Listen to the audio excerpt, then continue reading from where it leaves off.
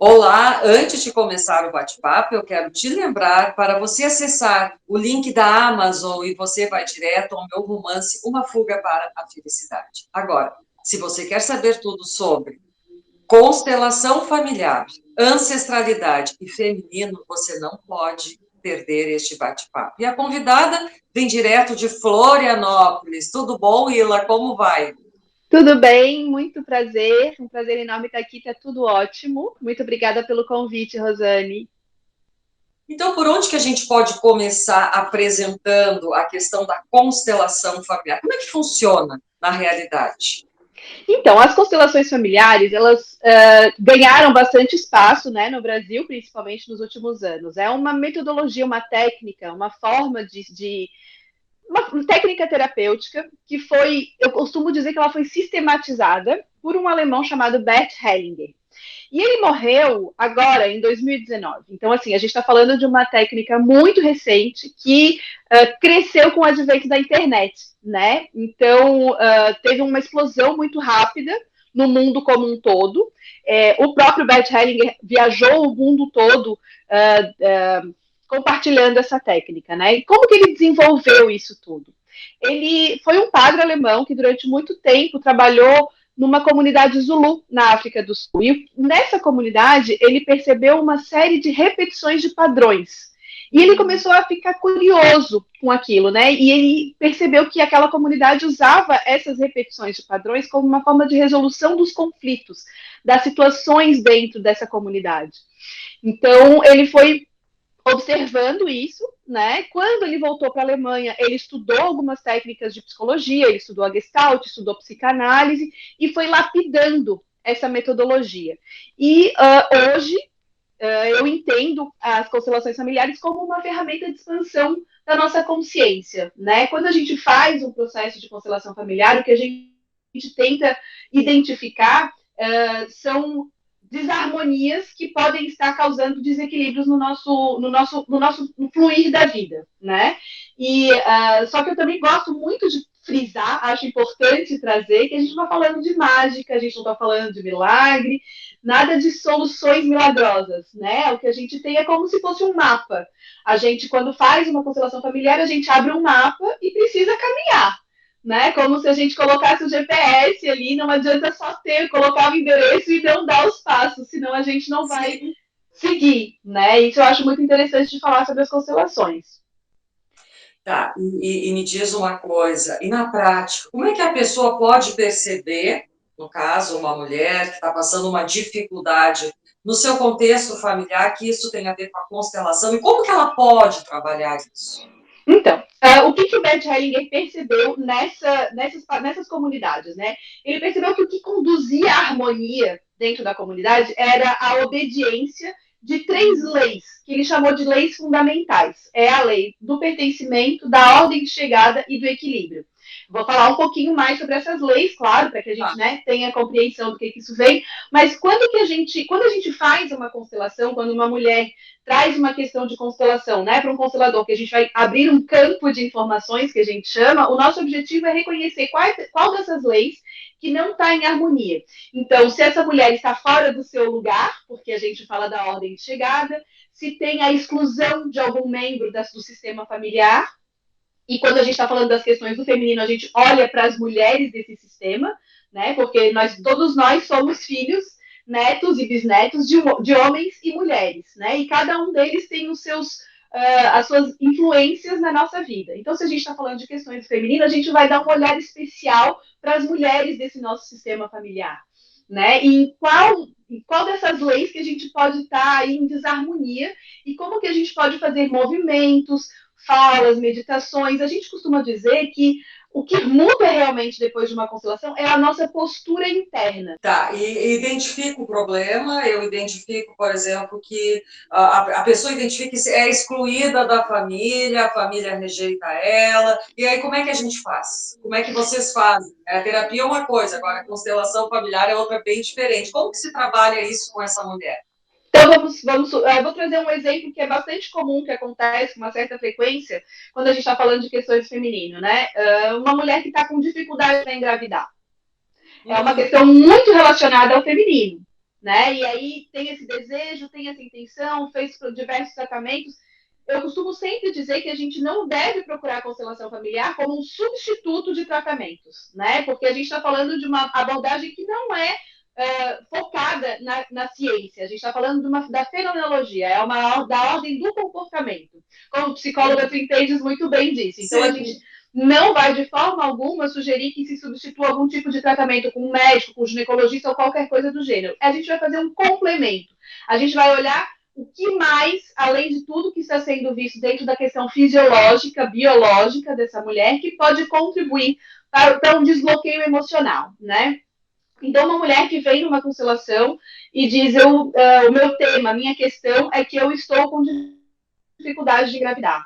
Aí o que a gente vai fazer, se a gente está fazendo, a gente pode tanto fazer uma constelação em grupo, que tem o grande benefício da gente estar com pessoas, e essas pessoas sentem, né, e vão poder traduzir melhor os movimentos que elas vão percebendo dentro do campo, mas em tempos de pandemia, em tempos de vida online, também é possível fazer uma constelação individual. Então, a gente pode fazer da mesma forma como a gente está fazendo esse nosso bate-papo, né? Cada pessoa na sua casa, e a gente usa bonecos para fazer um processo de constelação. E aí, esses bonecos, a gente vai movimentando e sentindo como eles estão no campo. E aí a gente vai colocar, provavelmente, um boneco para representar essa mulher e um boneco para representar a dificuldade de engravidar. E a gente vai ver qual vai ser essa movimentação. Pode ser, né? Claro que aqui a gente está falando de situações hipotéticas, porque cada mulher vai ter a sua própria experiência em relação ao seu próprio sistema. Sim. Então, pode ser que haja uma dificuldade, que isso tenha acontecido com outras mulheres do sistema, né? Talvez uma avó, uma bisavó que teve perdas gestacionais em épocas em que a medicina já não era tão avançada, crianças que não vingaram, né? Como a gente costumava dizer, né? Crianças que morreram muito, muito bebês. E aí essa mulher ela pode estar atrelada, apegada a essas experiências. Então, o que a gente vai fazer é trazer isso à luz e pensar em movimentos que a gente possa fazer. A situação, por exemplo, de uma mulher que não esteja conseguindo engravidar e a gente percebeu no campo que ela está associada à dor de uma avó, de uma bisavó que viveu uma situação parecida. Né, que não conseguia engravidar ou que perdeu muitos filhos. Aí o que a gente faz é um movimento de olhar para essa avó com amor, né, de dizer, avó, querida vovó, eu respeito o seu destino, eu confio na sua força, né? E assim eu me libero para que o meu destino seja mais leve. Eu deixo com a senhora a sua experiência de vida. Eu agradeço porque a vida fluiu até mim dessa forma, mas agora eu posso seguir tranquilamente. Eu posso me liberar dessa dor que a senhora sentiu, né? Então isso a gente olha para a questão do equilíbrio. Pode ser uma outra situação, pode ser que tenha tido uma criança não nascida, por exemplo, e que a família não fale sobre isso. Isso também acontecia muito no passado, né? Mulheres que tinham perdas gestacionais e aí não conversavam sobre isso. E pode ser que isso se mostre no nosso campo. E aí, às vezes, essa pessoa está inconscientemente, essa mulher que vem nos procurar, né, na constelação, ela está inconscientemente atrelada a essa pessoa que foi excluída, a esse bebê que não foi visto. E aí a gente faz um movimento de eu te vejo, eu te incluo, você faz parte do meu sistema, eu respeito o seu destino, eu te incluo. Muitas vezes, algumas pessoas, por exemplo, isso é mais uma abordagem pessoal minha, né? Eu sinto falta de ter amuletos, de ter ferramentas visíveis.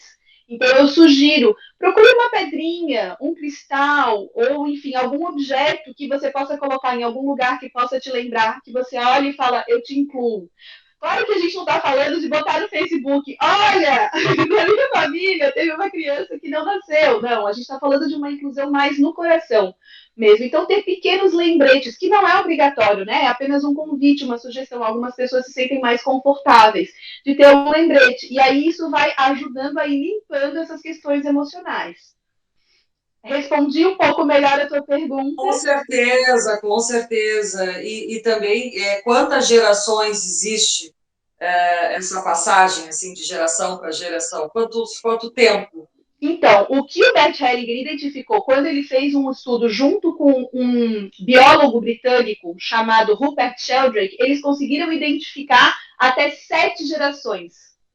Nossa, 7 gerações de informação extragenética que é passada, né? O que a gente fala de informação extragenética? Além do nosso DNA, o que nós acreditamos dentro das constelações familiares é que a gente passa também as experiências de trauma, as experiências de dor, né? Essas experiências todas que de alguma forma deixaram marcas e que muitas vezes a gente não precisa nem falar, elas se manifestam através das nossas ações, através do nosso pensamento, e isso de alguma forma impacta também as gerações futuras. Muito bem. Então, a cura acontece quando uma pessoa da família identifica o que está acontecendo, no caso de não conseguir engravidar, o porquê que, de repente, essas mulheres da família não conseguem engravidar. Aí ela vai ter consciência, vai romper com esse Exatamente. ciclo e vai falar para os demais membros o que aconteceu. Mais ou menos assim. Então, o falar para os demais membros acaba sendo meio que uma opção de cada família, né? Existem famílias em que isso não é assim tão simples. A gente acredita que existe uma reverberação no campo. Então, quando eu me mobilizo, quando eu mexo no meu sistema, no meu conhecimento, na minha consciência, independente de eu falar ou não para as outras mulheres da minha família, isso de alguma forma também se reverbera nelas. E às vezes, quando há abertura, sim, é possível que a gente tenha esse convite, né, de conversar sobre isso, mas nem sempre isso é viável. A gente sabe que existem famílias em que essa abertura ela não é tão simples e tão fácil, né? Então o convite também é para que se respeite essa necessidade de trabalhar às vezes internamente no primeiro momento. Mas por que as famílias não aceitam, não querem entender todo esse processo para, de repente, ter uma convivência melhor? Porque cada família, ela vai olhar para essas suas questões, né? Que a gente estava falando das 3 leis, a lei do equilíbrio, do pertencimento e da ordem de chegada. E, claro, naturalmente, cada pessoa vai ter as suas próprias desconfortos na hora de olhar para as suas questões pessoais.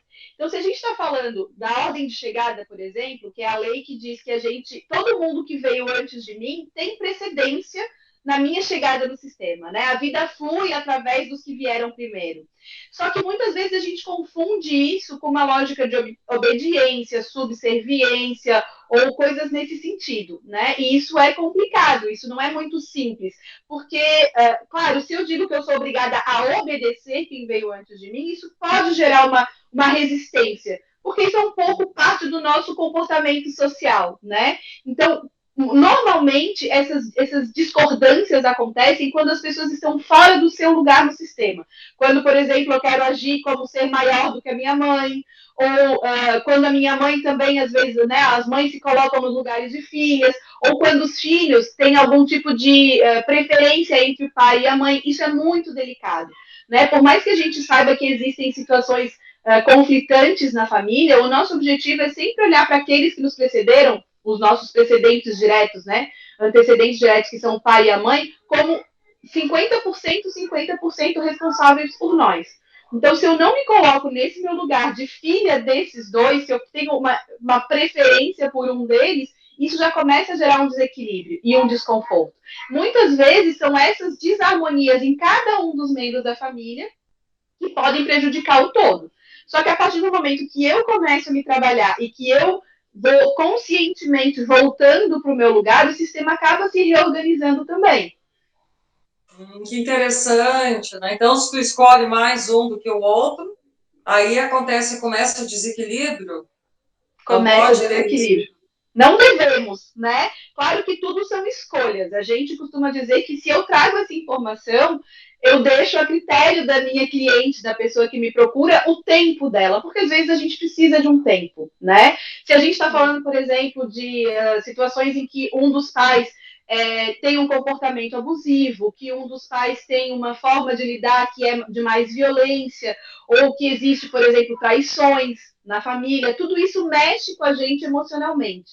Então, o que eu costumo sugerir é um processo de dividir, né, de separar o pai e a mãe dos cuidadores. Porque se a gente pensa em termos de dar a vida, o pai e a mãe, eles são perfeitos em compartilhar o seu material genético que dá origem à nossa vida. Então, nisso é a única coisa na qual eles são perfeitos. Em todo o resto, eles são imperfeitos como qualquer ser humano.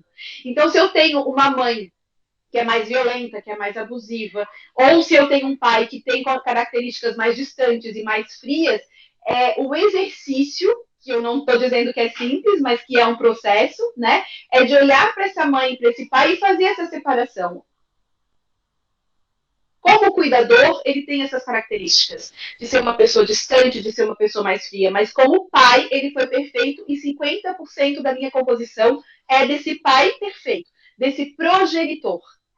Então, é nesse sentido que a gente fala sobre não ter preferências, é não ter preferências sobre quem gerou, quem ofereceu, quem nos conduziu para a vida. E ainda que eu possa ter uma visão de que, bom, é difícil a convivência com essa pessoa. Então, eu não preciso ter um vínculo afetivo, mas ter uma honra, ter um respeito pela vida que fluiu até mim através dessa pessoa. Não é simples, porque a gente tem o hábito, né, de misturar um pouco as duas coisas, de associar amor com afeição e com vínculo afetivo, quando na verdade é possível separar. Eu posso ter amor à humanidade dessa pessoa e gratidão pela vida que fluiu até mim, ainda que eu não tenha o desejo de conviver afetivamente com essa pessoa. Faz sentido? Faz sentido, mas aí tu fala uma coisa que eu acho bem complexa, que nem todo mundo perdoa. Tu vai ter que perdoar esse pai por ele não ser aquele ideal que eu desejava. Então, Mais ou menos isso? eu tenho um pouco. Vou te fazer uma confissão aqui. Vou aproveitar para dizer que, inclusive, eu trabalho bastante com essa questão de não vamos falar do ter que perdoar. Sabe? Eu acho que quando a gente olha para a questão do perdão, muitas vezes ela é opressora para a pessoa que sente a dor, né? Eu não gosto muito de falar de vítimas e de vilões, mas se a gente está falando de uma situação como essa, que é uma situação extrema, onde existe algum tipo de abuso e de violência, é delicado quando a gente fala para uma pessoa, você tem que perdoar o seu pai. É uma escolha. Ou a sua mãe, ou quem quer que seja, né? Eu te convido a fazer uma escolha. Se eu fico presa nessa dor, alimentando essa desarmonia entre nós, isso prejudica a minha vida. Mas às vezes eu preciso de um tempo para entrar nessa lógica de, ok, eu não vou entrar no lugar de perdoar, mas de compreender que pela sua humanidade ele não foi capaz de me oferecer isso. Eu trabalho muito também com a comunicação não violenta, né? E a comunicação não violenta, ela diz que todo comportamento tem por trás uma necessidade não atendida. Não, eu entendo, a pessoa vai se sentir melhor se ela conseguir fazer isso, como tu disse. É um dia de cada vez, é um progresso, né? Enfim. Mas assim, ó, o que tu acha que faltou a gente falar sobre isso, Ila? E tu disse que tu queria fazer um exercício no final também. Então, no final, a minha sugestão seria da gente fazer uma meditação. A meditação que eu faço é uma visualização, né? Eu posso colocar uma música e eu vou narrando. É uma meditação guiada, onde eu convido as mulheres a fecharem seus olhos, a se colocarem num lugar em meio à natureza e imaginar essas mulheres ancestrais fazendo um processo de resgate e de cura com essas mulheres. Ótimo. Vai demorar aí uns 5 ou 10 minutos. Tá bom, tá. Uhum. Tá? Pode ser, pode começar. Deixa eu colocar aqui a minha música, só um minutinho. Eu Mas fiz é um importante. teste antes. Ah, Eu fiz o teste e funcionou, tá bem? Eu consegui colocar a música aqui e passou bem ótimo. aqui no Google. Então vamos só checar. Eu vou ligar. Me escutas bem? Tô. Uhum. Escuta a música. Eu vou tentar falar um pouquinho mais baixinho para ficar um pouquinho mais leve, né? Tá. Então eu te convido agora para fechar os olhos, para respirar profundamente, lentamente. Te imagina de pé em um lugar no meio da natureza, um lugar onde você se sente mais confortável. Uma praia, um campo, uma montanha. É um espaço amplo, você está descalça. Sente a textura do chão embaixo dos seus pés. Mantendo seus olhos fechados, imagine que atrás de você está a sua mãe. Não precisa se virar, apenas sinta sua presença nesse lugar, junto com você em meio à natureza. Você sabe que ela está aí. Respire. Deixe o ar entrar e sair. Atrás de sua mãe, visualize suas avós, materna e paterna, lado a lado. Sinta a presença dessas mulheres. Respire. Sinta o ar que flui, entrando e saindo do seu corpo. Atrás de suas avós, mais 4 mulheres se posicionam lado a lado. São suas bisavós. Não se preocupe em lembrar das suas feições. A sua alma as reconhece. Atrás de suas bisavós, uma nova fila de mulheres lado a lado. 8 mulheres. Suas tataravós, pelos seus lados materno e paterno. Atrás delas, uma nova fila, dessa vez com 16 mulheres lado a lado. Uma nova fila com 32 mulheres e uma nova fila com 64 mulheres lado a lado. São as 7 gerações de mulheres que te precedem. Permaneça de costas para essas mulheres, mas perceba que se formou um triângulo atrás de você.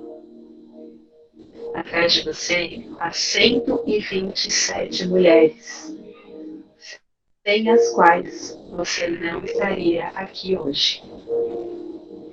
As 64 mulheres que estão na última fila tocam o ombro das mulheres que estão na fila em frente. E assim sucessivamente, até que você sente a mão de sua mãe tocando o seu ombro.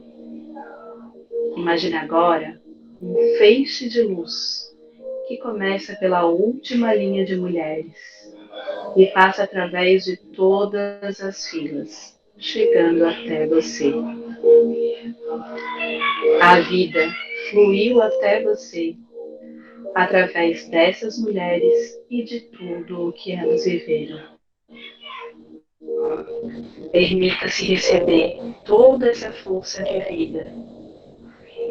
Inclua todas as suas experiências. Elas foram necessárias para forjar cada uma de vocês.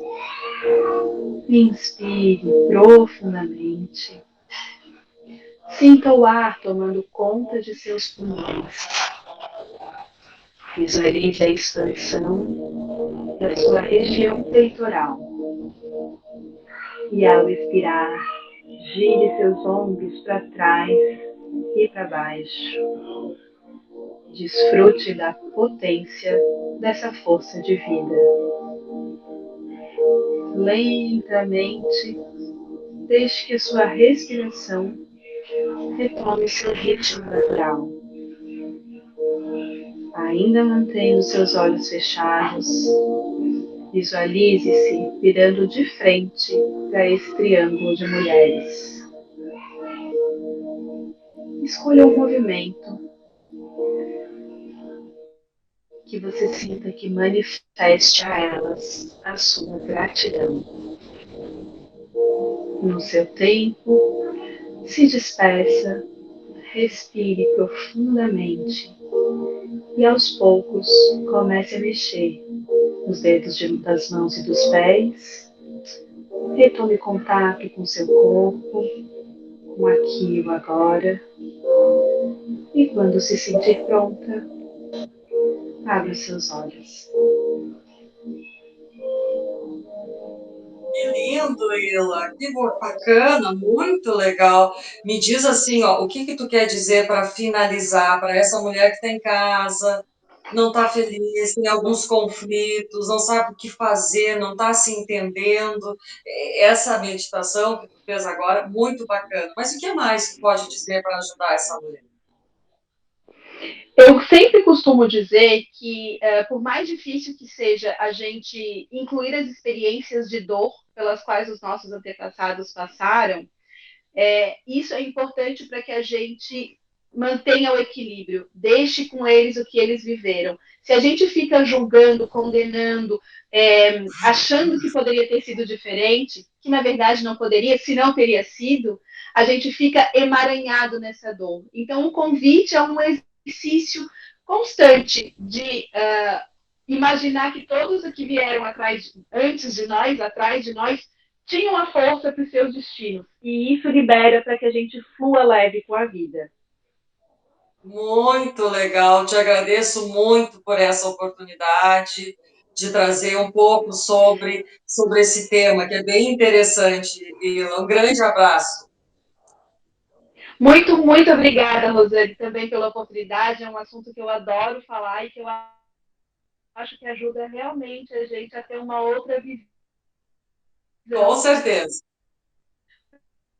com da nossa certeza. vida. Muito obrigada.